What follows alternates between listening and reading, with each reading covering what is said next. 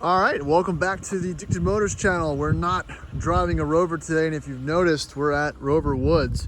And this will be the first time we're taking the Volvo up here, the low mileage, 65,000 mile, 2008 XC90. And again, it'll be the first time we're gonna take it to the cabin. So we just made it here, absolutely no problem, obviously. And then we're gonna take it on the steep, rocky driveway. Again, it looks like it's not too much, but if you see in my other videos, it can be kind of challenging depending on what the conditions are.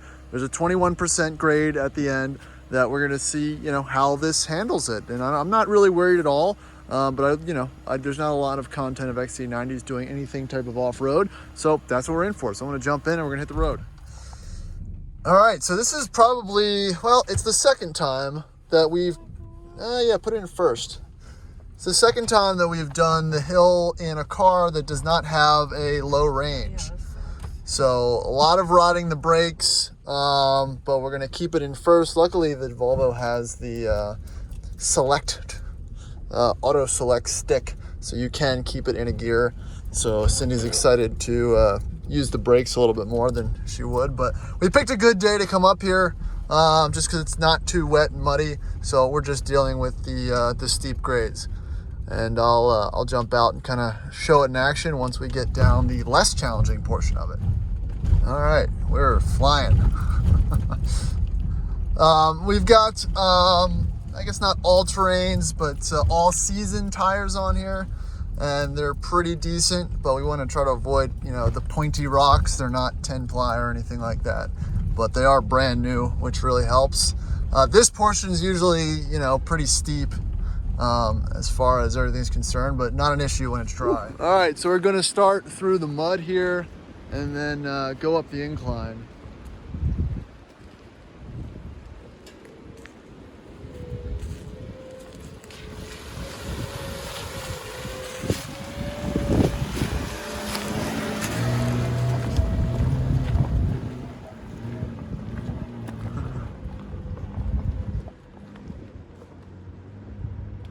Nice. Awesome.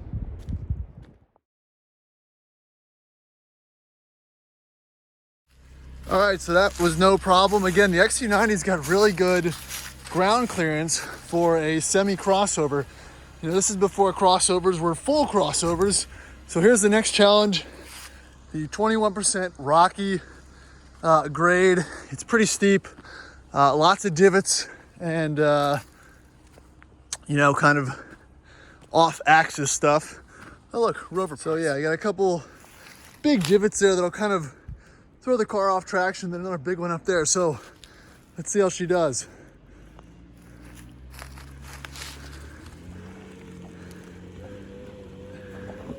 Definitely gonna need the momentum.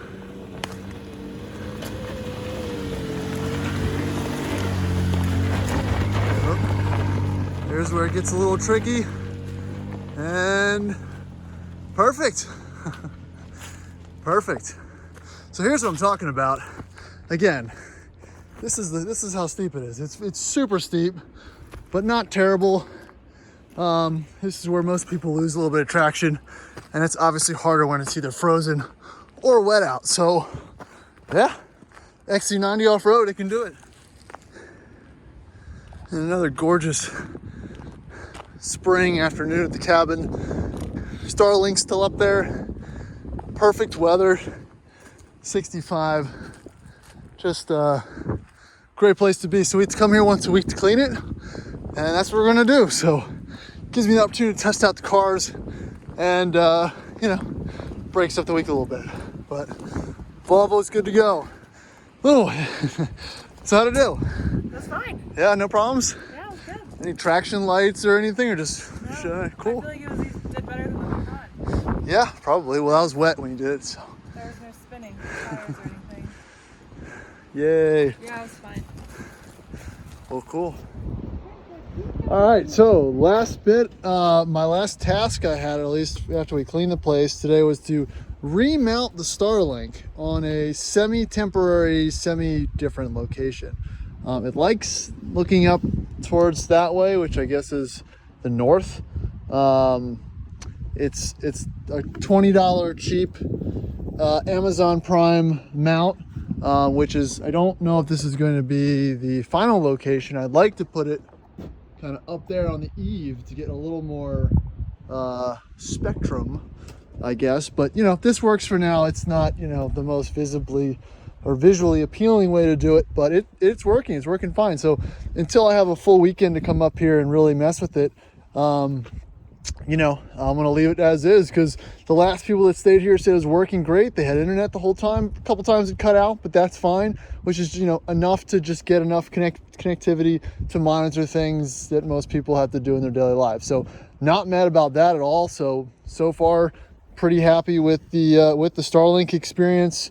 I got my first bill, so $110 a month. It stings a little bit because it was supposed to be $90, but you know, it is what it is. So Starlink, big success, extremely happy with it.